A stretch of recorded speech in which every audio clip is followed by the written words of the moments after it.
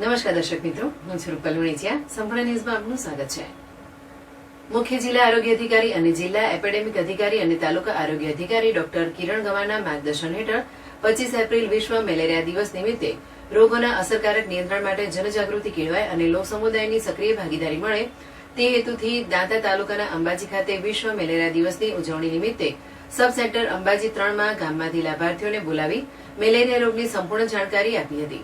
સાથે સાથે રોગ થવાના કારણો, રોગ થવાના લક્ષણો અને તેનાથી બચવાના ઉપાયો જણાવી વિસ્તૃત માર્ગદર્શન આપ્યું હતું તથા રોગ થવા પાછળના મુખ્ય કારક એનોફિલિસ માદા મચ્છરના પોરા તથા પોરા ખાનાર ગપ્પી, ગપ્પુશિયા માછલી અને મચ્છરદાનીનું નિદર્શન કરી ગામ લોકોને જાણકારી આપી તથા મેલેરિયાની પત્રિકાનું વિતરણ કર્યું હતું અને સાથે સાથે મેડિકલ કેમ્પ કરી જરૂરિયાતવાળા લાભાર્થીઓને સારવાર આપી હતી.